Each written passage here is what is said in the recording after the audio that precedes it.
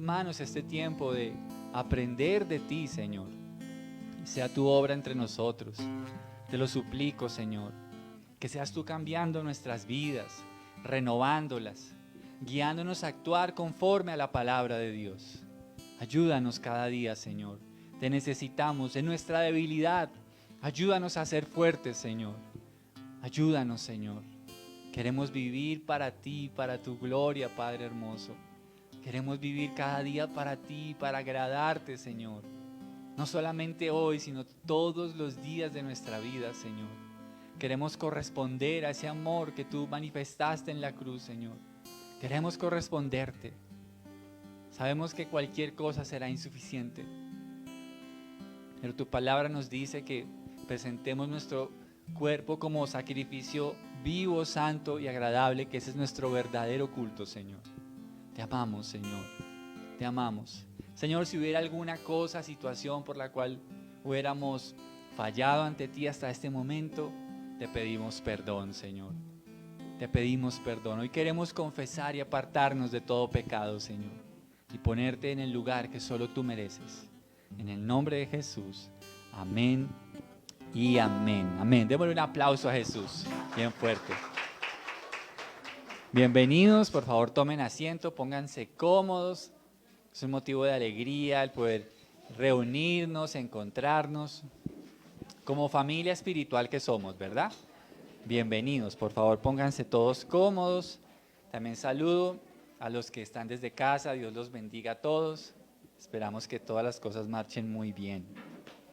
Bueno, muy bien, ya los niños de la iglesia están saliendo a su clase en el día de hoy. Y bueno, quiero darle un minuto para que se acomode, para que se salude, pero un minutico nomás, ¿vale? Entonces, por favor, vámonos acomodando, pongámonos cómodos en la silla. Eso, muy bien. Muy bien, vamos entonces a ubicarnos y vamos a continuar con el libro de Primera de Corintios.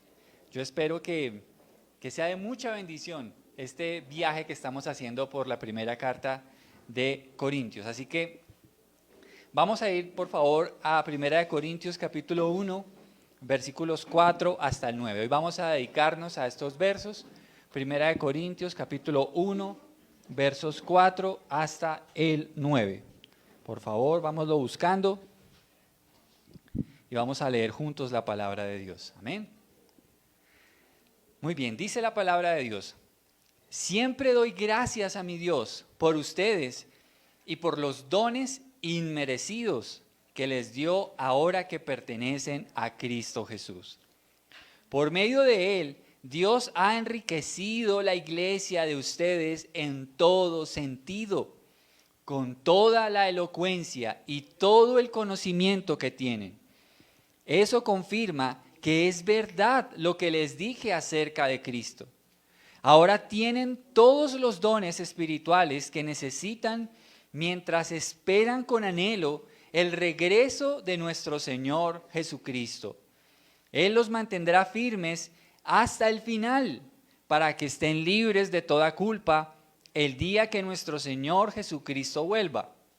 Dios lo hará porque Él es fiel para hacer lo que dice y los ha invitado a que tengan comunión con su Hijo Jesucristo, nuestro Señor.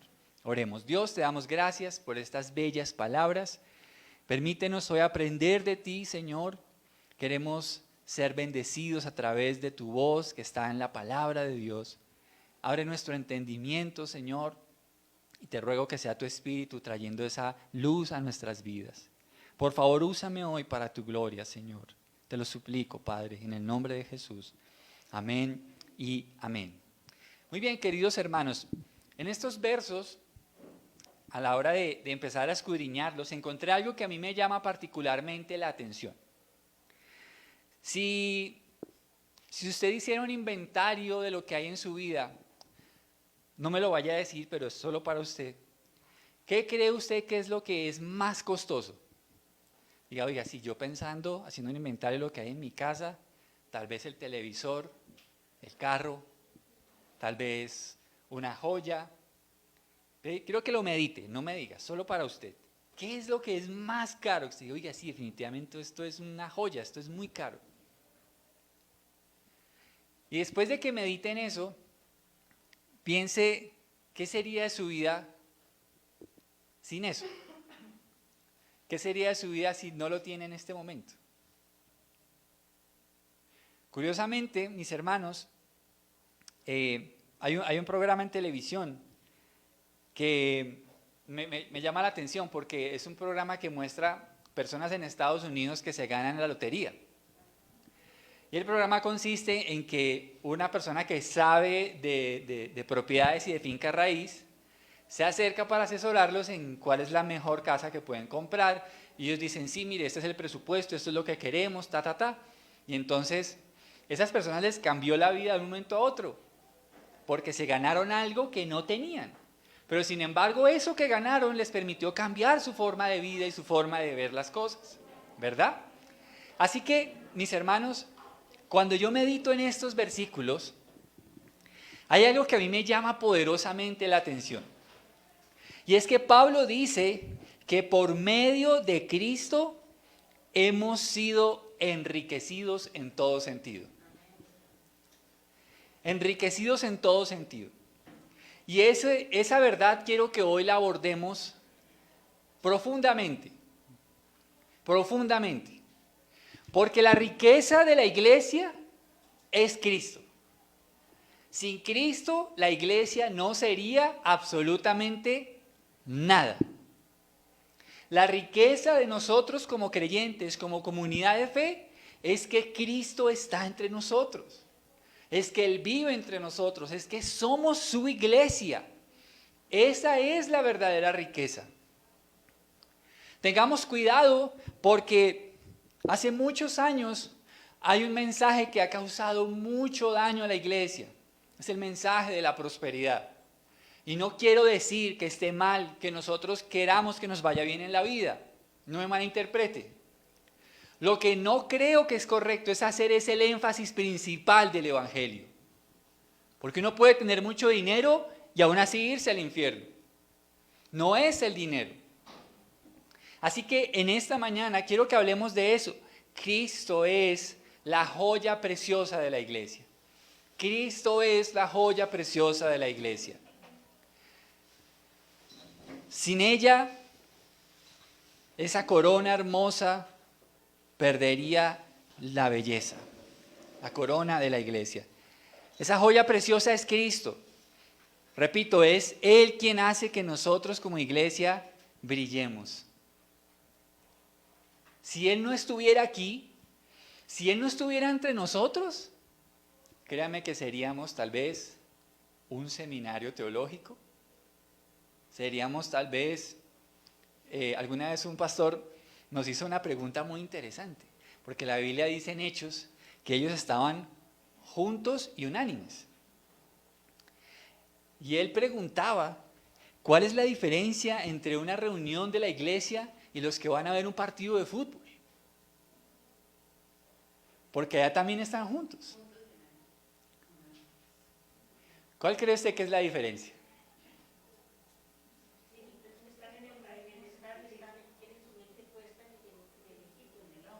Ajá. Sí.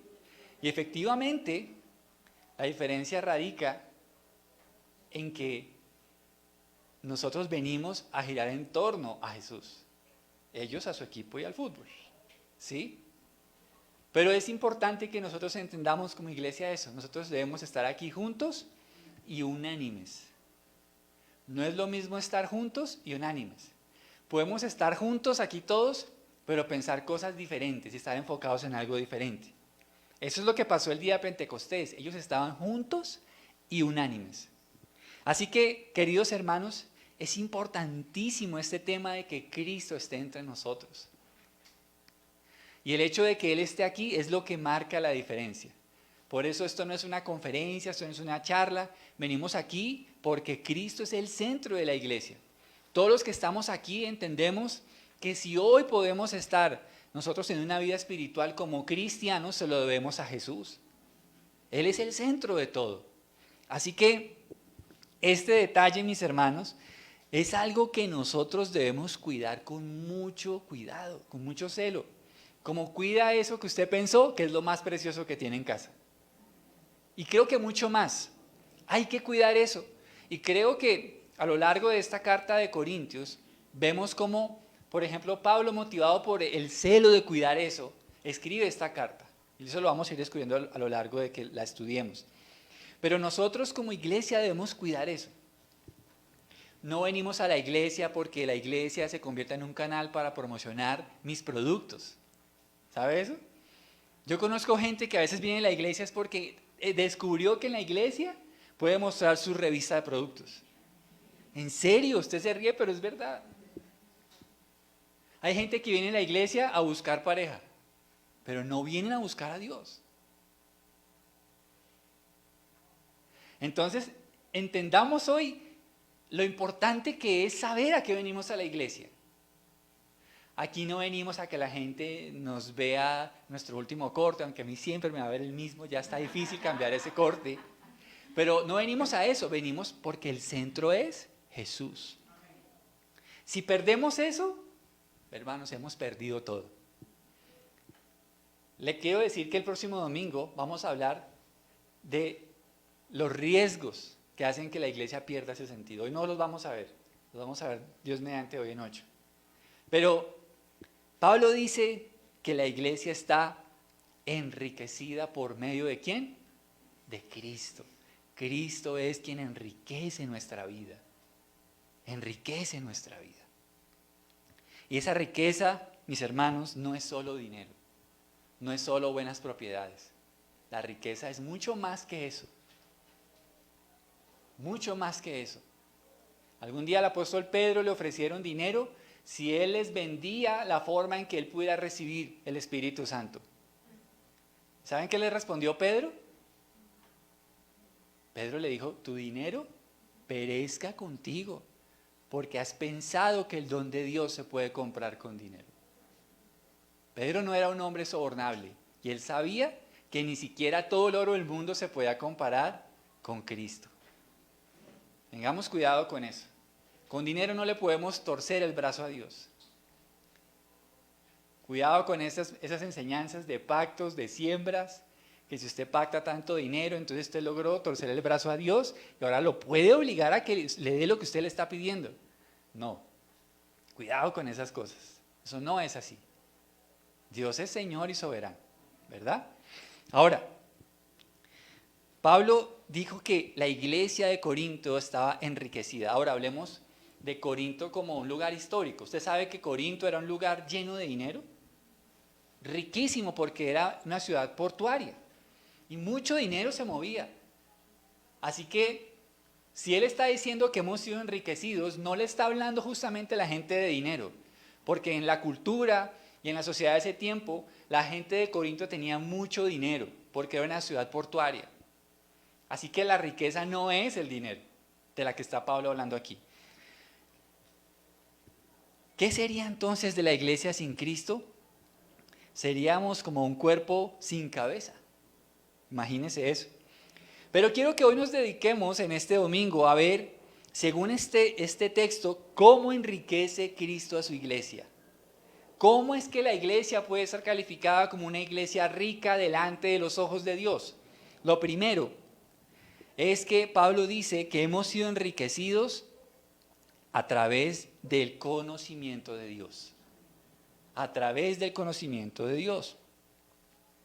Dice en el versículo 5, por medio de él Dios ha enriquecido la iglesia de ustedes en que agradará al Señor y sus vidas producirán toda clase de buenos frutos. Mientras tanto, irán creciendo a medida que aprendan a conocer a Dios más y más. Hermanos, qué hermoso es entender que cuando más conocemos a Dios, ¿sabe qué va a pasar según Colosenses? Nuestra vida va a ser transformada. Nuestra vida va a ser transformada. Cuidémonos de algo. No busquemos el conocimiento para descrestar a los incrédulos y aún a otros creyentes. Ese es un deseo vano, mis hermanos. Busquemos el conocimiento primeramente para ser transformados. para que nuestra vida cambie, para que estemos alineados a la voluntad de Dios. Pablo le pide a Dios que le conceda a la iglesia de Colosas que les dé pleno conocimiento de su voluntad. ¿Dónde está la voluntad de Dios? En la palabra de Dios. Ahí está la voluntad de Dios, que les conceda pleno conocimiento de su voluntad. Pero también dice, y que les dé sabiduría y comprensión espiritual. Mis hermanos, nosotros necesitamos de dos fuentes principales de conocimiento de Dios. La primera es la palabra de Dios. La palabra de Dios. Si usted quiere conocer más a Dios, lea su Biblia. Lea su Biblia, estudie su Biblia. Léala diariamente, porque ahí va a conocer a Dios realmente. Pero segundo, necesitamos al Espíritu de Dios para que abra nuestro entendimiento. Un consejo que siempre le doy a aquellas personas que me preguntan, ¿cómo hago para leer la Biblia? Siempre les digo esto. Tome la Biblia y antes de leerla, sea humilde. Y pídale a Dios que le dé entendimiento. Señor, alumbra mi entendimiento. Lo que necesitamos como iglesia en este tiempo es que Dios alumbre nuestro entendimiento. Le voy a contar un detalle que me pasa siempre que predico a la iglesia. Yo preparo mi sermón, pero curiosamente a veces mientras estoy predicando, es como si el Señor me abriera más y yo digo, wow, esto no lo había visto. Y estoy sorprendido por eso. Y le doy gracias a Dios. Cada vez que usted y yo vamos a leer la Biblia, seamos humildes. Digámosle, Señor, abre mi entendimiento. Quiero conocer más y más tu sabiduría. Quiero que mi vida sea cambiada. Quiero saber cuál es tu voluntad para mi vida. Y eso lo descubrimos a través de la palabra y de la obra del Espíritu Santo. Un pastor cita diciendo que la vida cristiana es como un tren que va en dos rieles principales. Un riel es la palabra de Dios y el otro riel es el Espíritu de Dios. Sin esos dos rieles, la vida cristiana no va a funcionar correctamente. Si nosotros buscamos al Espíritu Santo, pero no buscamos la palabra de Dios, podemos caer en excesos, podemos caer en desatinos, diciendo que esto me lo dijo Dios, pero resulta que no podemos discernir si eso lo dijo Dios porque no conocemos su palabra. Por el contrario, si vamos solo a la palabra y no buscamos la iluminación del Espíritu de Dios, eso se puede convertir en un mero conocimiento que nos puede llenar de intelectualismo y de orgullo. Por eso necesitamos de los dos. Pablo dice que es por medio del conocimiento y del Espíritu Santo que la iglesia y las vidas son transformadas. El tesoro de la iglesia, en primer lugar, mis hermanos, es Cristo permitiéndonos conocerle a Él. Esa es una de las facetas de Cristo como el tesoro de la iglesia. Así que a la iglesia venimos a eso. Yo espero que cuando usted venga a la iglesia, salga conociendo más de Cristo que de mí. Más de Cristo que de la persona que está a su lado. Yo espero que usted salga de la iglesia hablando de lo que Cristo le habló. Yo espero que usted salga de la iglesia meditando qué es lo que Cristo me dijo hoy que cambiara. Cristo es el tesoro de la iglesia, mis hermanos. Es ese realmente. Así que conocer a Dios es enfocarnos en conocer su voluntad y que Él nos conceda esa sabiduría, ¿no? Y esa comprensión espiritual. Segundo punto acerca de Cristo como el tesoro de la iglesia. ¿Cuántos de los que están aquí han visto una excelente película? Bueno, veo que no hay muchos cinéfilos por aquí. Pero bueno, una novela. Una novela turca. Ah, se ríen, ¿no? Porque sí. Yo sé que ese es el plan de las tardes, ¿no? Sí, yo sé.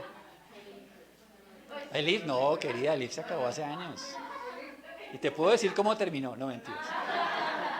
Lo cierto, mis hermanos, es que cuando vemos algo que nos apasiona, podemos hablar de eso ¿con qué? Con lujo de detalles, ¿cierto? A ver, por lo menos mis hijas les encantan todas las películas de superhéroes y ellas hablan y se levantan a desayunar y cuentan y yo quedo perdido porque no entiendo nada de lo que dicen, pero hablan de eso, pero que les encanta. Mis hermanos, cuando conocemos algo, eso nos permite tener, ¿qué? Elocuencia, ¿cierto? Si conocemos algo, si nos encanta, nos fascina y le dedicamos tiempo, eso nos permite tener elocuencia. Ahora, ¿por qué Pablo decía que la iglesia de Corinto era enriquecida con elocuencia? Porque ellos se habían dedicado a conocer a Dios.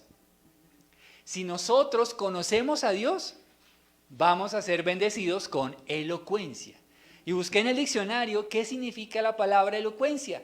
Y dice lo siguiente: es la facultad de hablar bien, con fluidez, propiedad y de manera efectiva para convencer a quien escucha.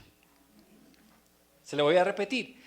Es la facultad de hablar bien con fluidez, propiedad y de manera efectiva para convencer a quien escucha. La iglesia de Corinto había sido enriquecida con elocuencia. Eran elocuentes. ¿Por qué? Porque se habían dedicado a conocer a Dios. El pastor John MacArthur dice en una de sus publicaciones que una iglesia que conoce la Biblia siempre tendrá algo que decirle a la sociedad. Siempre, siempre, déjeme decirle, siempre tendremos algo que decirle a la sociedad. Así que la iglesia necesita elocuencia. Tú y yo necesitamos elocuencia. ¿Por qué? Porque hay un fenómeno que es bastante interesante en esta época, y es que aún el mismo ateísmo ya no es un ateísmo simplemente por ser parte de un grupo. Los ateos de hoy en día se preparan para exponer sus posturas ateas. Y si usted va a hablar con un ateo, prepárese. Ahora, insisto, nosotros hablamos y quien convence es Dios, ¿cierto? Porque podemos caer en la tentación. Yo muchas veces, hermanos, me he visto así, pensando en mi mente, cuando veo a alguien así, a veces me provoca cogerlo y, por favor, crea, ¿sí? Pero esa sería mi forma carnal y creo que eso no es lo que Dios quiere, ¿cierto? Estoy muy equivocado, pero en mi carne a veces decía, ¡ay, Dios mío! Le provoca hacer como hacía don Ramón con el Chavo y con Kiko. ¡Toma! ¿Por qué no crees? ¿Sí? Pero esa no es la manera, créame, no, de verdad, no lo digo en serio, no es. Y nosotros quisiéramos que eso fuera, pero el único que convence es el Espíritu de Dios. La palabra de Dios sí nos enseña eso, que nosotros demos razón de nuestra fe a quien lo demande con humildad, dice, y con mansedumbre, dice la palabra. Así que si su sangre empieza a hervir, porque eso pasa, sí pasa, mis hermanos, en serio. Hay momentos en que usted habla y la gente le dice, no, que porque eso, y a veces las conversaciones tienden a acalorarse. Lo mejor es, ¿sabe qué? Me acordé que tengo que hacer algo, ya hablamos. A veces es mejor calmarse porque si uno no domina ese momento, créame, nos va a pasar como Pedro con el soldado que le cortó la oreja.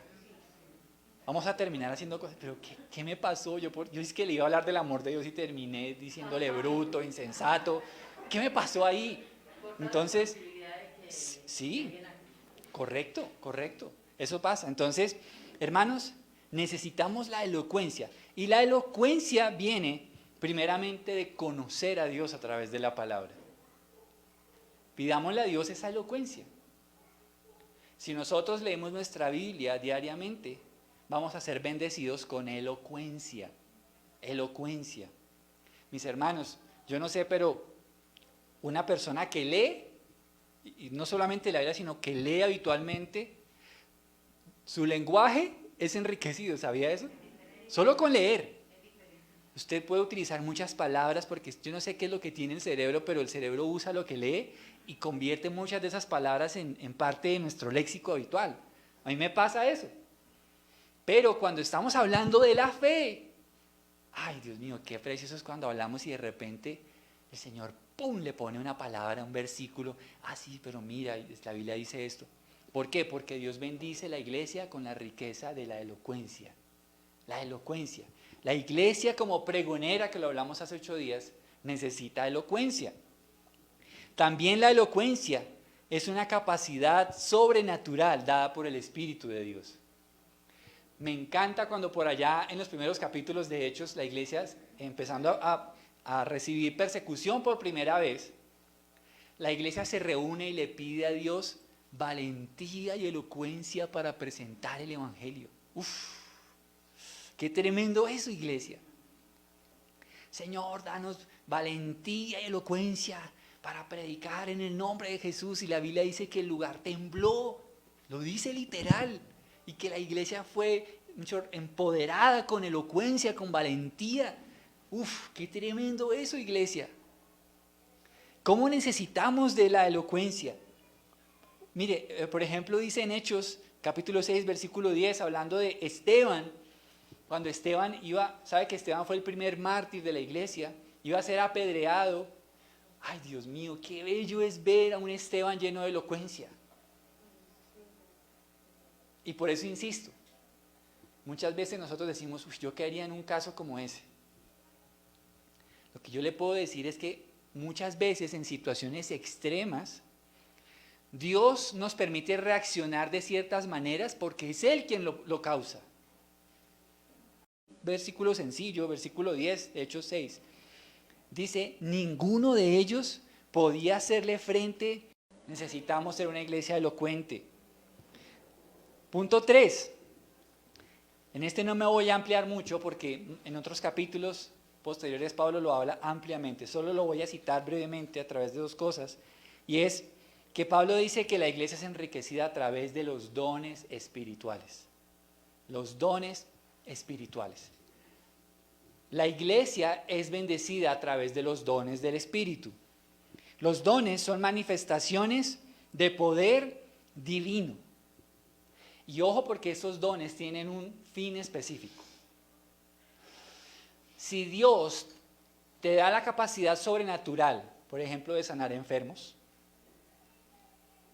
te da palabra de ciencia, te da profecía. Si Dios te da una capacidad sobrenatural, no se trata de que por eso tu orgullo se vaya a ensanchar. Se trata de que si Dios te ha dado una capacidad sobrenatural, entonces debes enfocarte muy bien en para qué Dios te dio ese don. Y quiero decirle que solamente dos razones por las cuales Dios da dones, y no voy a ampliar más este punto porque lo vamos a hablar más adelante. Una de las razones está en 1 Corintios 12:7. Dice, a cada uno se nos da un don espiritual para que nos ayudemos mutuamente. Note que uno de los propósitos de los dones del Espíritu es que nos ayudemos mutuamente. ¿Listo? Entonces no se trata de que el centro sea el que tiene el don. Se trata de que si Dios da un don a tu vida es para que tú ayudes a otras personas. ¿Listo? Por lo menos llevémonos eso en mente en el día de hoy. Porque Dios enriquece la iglesia a través de los dones. Ahora, también dice que en 1 Corintios 14:12, dice, lo mismo ocurre con ustedes, ya que están tan deseosos de tener las capacidades especiales que da el Espíritu, procuren las que fortalecerán a toda la iglesia. Un propósito de los dones es fortalecer la iglesia. Fortalecer la iglesia, mis hermanos. Entonces, yo creo que algunas personas de esta congregación conocen sus dones. Otras las irán descubriendo a medida que pasa el tiempo, porque Dios nos permite conocerlos. Nosotros como iglesia creemos en los dones del Espíritu. Creemos que los dones están vigentes. Y hablando de ese punto, quisiera que usted leyera conmigo hoy en 1 Corintios, capítulo 1, versículo 7, que es lo que estamos estudiando hoy, una de las razones por las cuales creo que los dones están vigentes. Dentro de la iglesia contemporánea, la iglesia cristiana, hay dos enfoques acerca de los dones. Hay personas que dicen que los dones cesaron, hay otras que dicen que los dones continúan. Durante un tiempo estuve evaluando los dos temas, créame, como creyente, primero espero responder de la mejor manera ante la palabra de Dios, pero es un tema que he investigado con mucho tiempo. Y mire lo que dice el versículo 7. Pablo hablando acerca de los dones a la iglesia de Corinto. Dice, ahora tienen, ¿cuántos dones? Todos, no dice algunos, todos. Y dice, tienen todos los dones espirituales que necesitan, mientras que dice ahí. Así que la iglesia necesita de ¿cuántos dones mientras viene Jesús? Todos. ¿Cuánto tiempo los dones van a estar en la iglesia? Hasta que Jesús regrese. ¿Sí me hago entender? Es un versículo muy claro para mí. Entonces, la iglesia es enriquecida a través de los dones y esos dones estarán presentes en ella hasta el momento en que la iglesia se vaya con el Señor. ¿Listo? Hasta ese momento. Entonces, por lo menos quiero que conozcan nuestra postura como iglesia. Más adelante veremos que aunque creamos en esa postura, la Biblia nos da unos lineamientos claros de cómo usarlos. Porque, por ejemplo, hay gente que dice, tengo una palabra del Señor. Uy, es que no me aguanté, yo tenía que darla.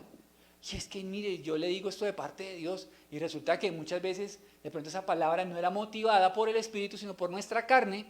Y decimos, no, es que yo no me pude aguantar, tenía que darle esa palabra. Y no, la palabra dice que el espíritu de los profetas está sujeto.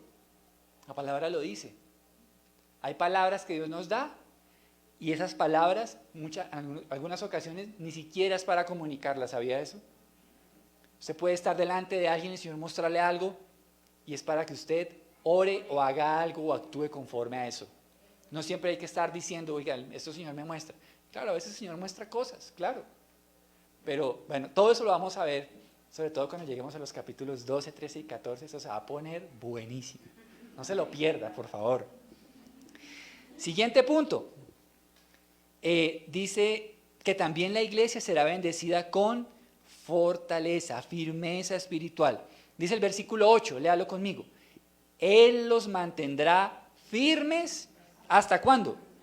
Hasta el final, para que estén libres de toda culpa el día que nuestro Señor Jesucristo vuelva. Una de las formas en las que Dios enriquece la iglesia es a través de la firmeza espiritual que Él concede a los suyos. ¿Sabe por qué la iglesia del Señor nunca se va a acabar? Porque el Señor la sostiene. ¿Se acuerda que Jesús le dijo por allá a Pablo y a sus discípulos cuando les preguntó, ¿quién dice la gente que soy yo? Y empiezan a decir, no, tú eres Elías, no sé qué. Y por allá Pedro, siendo alumbrado por el Espíritu, dice, tú eres el Cristo, el Hijo del Dios viviente. Y Jesús dice, muy bien has dicho, no te lo reveló carne ni sangre, sino mi Padre que está en los cielos. Y también te digo, tú eres Pedro, y sobre esta piedra edificaré mi iglesia. Y dice, y las puertas del Hades no prevalecerán contra ella. Jesús ha dicho que su iglesia no podrá ser nunca jamás de los jamases arrasada. Nunca. ¿Por qué? Porque Él es el que la sostiene. Por eso, insisto, no miremos los grandes hombres de Dios sin ver el gran Dios que está detrás de ellos sosteniéndolos. Amén. Porque la firmeza espiritual es un tesoro de la iglesia. Dígame, ¿cómo es posible que la iglesia primitiva pudiera permanecer en pie a pesar de tanta persecución? ¿Cómo es que los apóstoles no se retractaron de haber visto a Jesús resucitado a pesar de ser amenazados con la mismísima muerte? ¿Cómo es posible eso? ¿Cómo es posible que ellos no abandonaran la labor encomendada por el Señor Jesucristo? ¿Por qué la iglesia ha permanecido año tras año? Es más, ¿por qué tú y yo, cuando a veces nos sentimos débiles y queremos abandonar, no lo hacemos? A pesar de todas las probabilidades. ¿Por qué? Porque es el Señor el que nos sostiene. Es el Señor. Es el Señor. Me encanta esta realidad espiritual, mis hermanos. Porque hay días en que uno se levanta y uno no quiere ni salir de la cama. Hay días en que uno dice, uy, no, hoy es lunes, está lloviendo. Con esos aguaceros que están cayendo. Uno no quiere a veces ni salir. No sé, uno a veces amanece como de pocos amigos. Yo no sé si a usted le pasa, pero una vez se levanta como con yo no sé, como con cosas ahí. Pero bueno, lo cierto es que uno empieza a orar y todo eso es disipado. Porque Cristo es la fortaleza de su iglesia. Cristo es la fortaleza de su iglesia. Hermanos, si tú hoy en día estás siendo tentado, esa es una realidad que va a enriquecer tu vida. Cristo te va a dar fortaleza en tu tentación. Porque tú puedes cerrar los ojos. Porque tú puedes cerrar tus oídos ante cosas que no debes escuchar. Porque cuando tus pasos van hacia un lado, de repente tú camines hacia otro lado. Se debe a esta realidad. Porque Cristo es quien nos fortalece aún en medio de la tentación. Esa es una realidad. La iglesia de Jesús es santa debido a que Él nos sostiene con su santidad. Él nos sostiene. Así que, hermanos, Él nos da fortaleza. Si en la Biblia, insisto, vemos grandes hombres, es porque Dios está detrás de ellos. Y esa riqueza, mis hermanos, está disponible para todos aquellos que quieren conocer a Jesucristo. Para todos aquellos. La iglesia no es un lugar de gente blindada, de gente que nunca falla, que nunca cae. La iglesia es un lugar donde el Señor levanta a los caídos, los levanta, los fortalece. Dice Judas 1:24, y ahora que toda la gloria sea para Dios, quien es poderoso para evitar que caigan y para llevarlos sin mancha y con alegría a su gloriosa presencia. Toda la gloria sea para Dios, quien es poderoso para hacer eso, para guardarnos sin mancha.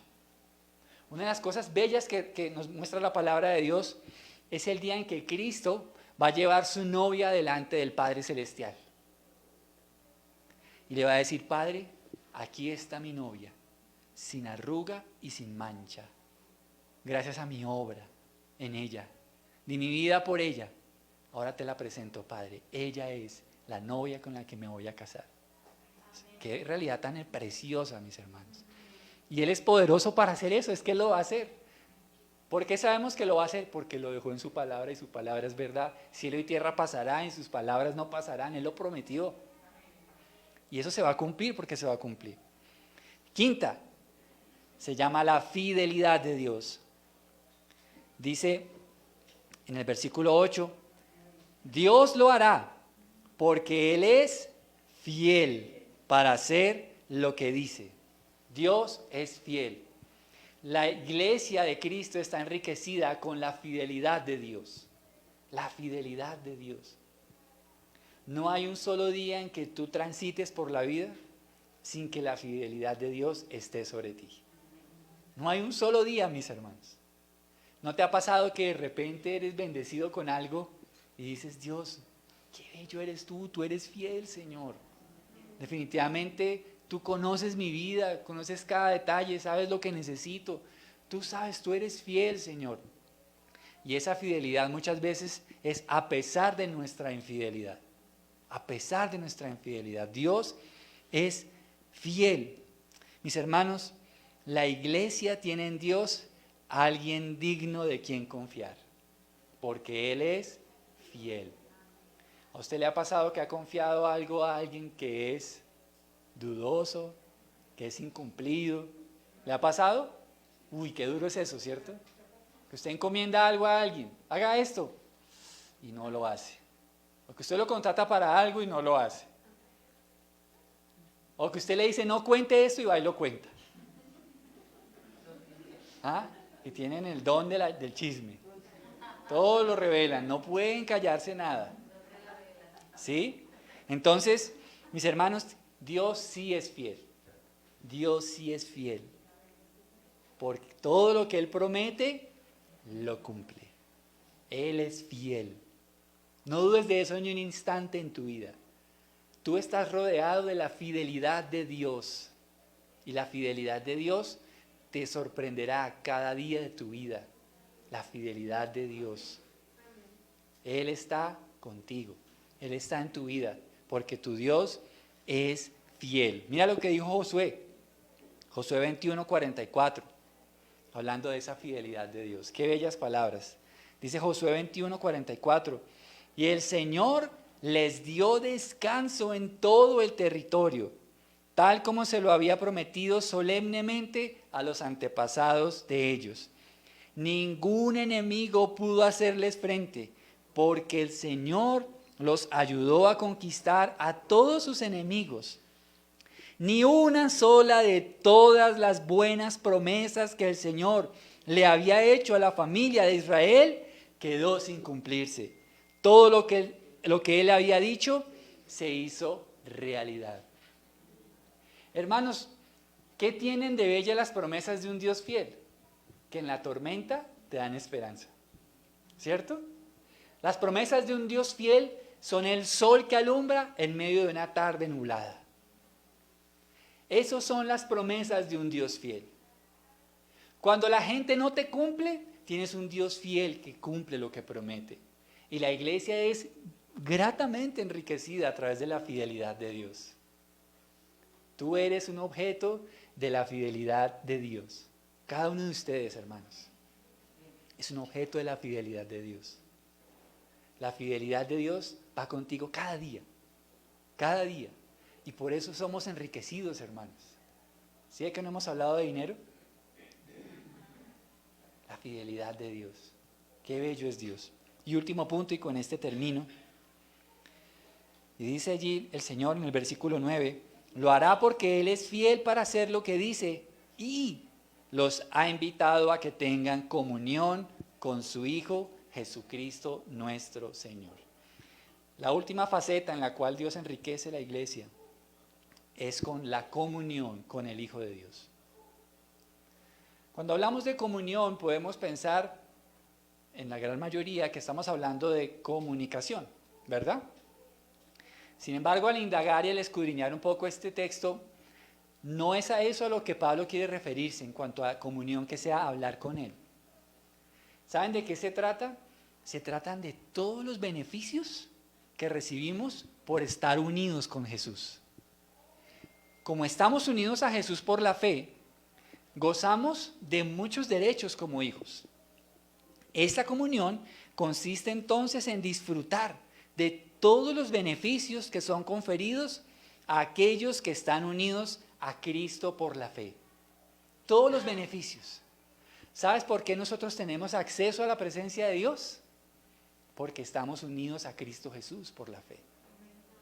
¿Sabes por qué podemos pedir? Porque estamos en Cristo. Jesús dijo, pidan en mi nombre. ¿Sabes cuál va a ser la santidad que es observada por Dios?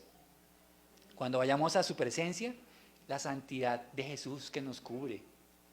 Toda nuestra vida y nuestra riqueza está escondida en Cristo y solo en Él. Por sus méritos podemos disfrutar de esa comunión. Y es un tema en el Nuevo Testamento que se expresa muchas veces, el apóstol Pablo lo habla muchas veces. Nuestra vida en Cristo, con Cristo, están unidos con Cristo, vuestra vida está escondida con Cristo en Dios, en muchos textos está. Pero por esos méritos, por esa unión con Cristo, podemos disfrutar de una esperanza hacia la eternidad. Podemos estar seguros que Él nos presentará sin mancha ante su Padre. Podemos estar seguros de eso, porque estamos unidos en Él. Eso es comunión, estamos unidos a Jesús. Y debido a esa unión, podemos tener toda la esperanza que está puesta en la eternidad. Algún día iremos a la presencia de Dios y esto corruptible se convertirá en incorruptible, lo dice la Biblia. Algún día iremos delante de Él sin mancha. Esta semana les compartí un versículo muy bello donde dice que el Espíritu son las arras de nuestra herencia. Lo compartían. Y ese versículo me llama la atención porque una de las cosas que dice ese versículo es que ya nunca más lucharemos con el pecado. El pecado es una carga tediosa, pero ya nunca más lucharemos con la carga del pecado. Nunca más. Estaremos en gloria delante de la presencia de Dios. Esto corruptible se convertirá en incorruptible. Y ahí sí recibiremos la adopción completa de parte de Dios. Todos los derechos de adopción serán dados en la gloria de Dios. Amén. Así que estos puntos son los puntos con los cuales la iglesia es enriquecida, iglesia. Que tu vida sea enriquecida a través de estos aspectos. Recordémoslos rápidamente. El primero es a través del conocimiento de Dios, que tu vida sea enriquecida a través del conocimiento de Dios. Número 2, que tu vida sea enriquecida con la elocuencia para dar testimonio del Señor. Número 3, que tu vida sea enriquecida a través de los dones espirituales. Número 4, que tu vida sea enriquecida a través de la firmeza espiritual. Número 5, que tu vida sea enriquecida con la fidelidad de Dios.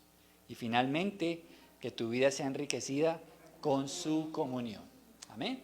Vamos a orar. Amado Dios, te damos gracias en esta mañana por este mensaje acerca de tu riqueza en la iglesia, Señor. Somos grandemente enriquecidos. Y por eso en esta noche, Señor, te ruego que hagas de cada uno de estos puntos una realidad en nuestras vidas, Señor. Enriquece la iglesia a través, Padre, del conocimiento que viene de ti. Bendito Dios, la Biblia dice en Hechos 17, 10, 11, que los de la iglesia eran de espíritu noble, recibieron la palabra con toda solicitud, pero indagando en ellas que todo lo que dijese Pablo fuese así. Señor, la riqueza de tu conocimiento sea en la iglesia. Señor, la iglesia sea enriquecida, Dios mío, a través de la elocuencia. Señor, levanta en este lugar personas valientes, elocuentes, que deseen comunicar lo que tú has dado en tu palabra, Señor. Ayúdanos cada día a ser valientes y elocuentes, que a través de tu espíritu la iglesia sea llena de la elocuencia que viene de ti. Bendice la iglesia a través de los dones. Señor, un tema que abrazaremos con detalle, si tú no lo permites, en unas próximas semanas. Pero gracias por los dones, Señor. Te pido que derrames paz sobre la iglesia.